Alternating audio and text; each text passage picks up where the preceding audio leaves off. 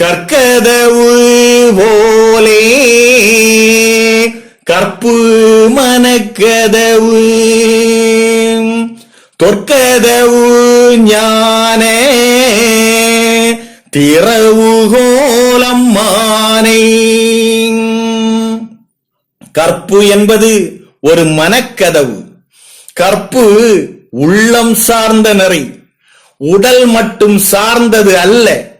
கற்பு கல் போன்று உறுதியாக இருக்க வேண்டும் என்கிறார் ஐயா. கற்பு என்ற இக்கல்கதவு நம் பெண்களுக்கு இன்று நேற்று வந்ததா?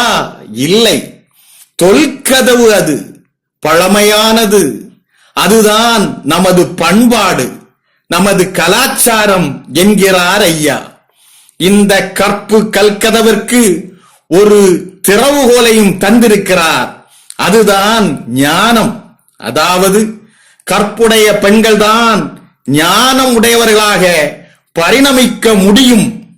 இத்தகைய கற்பு நெறியோடு எனது மக்கள் வாழ வேண்டும் என்று வாழ்வியல் முறைகளை வகுத்து கூறுகிறார்கள் ஐயா.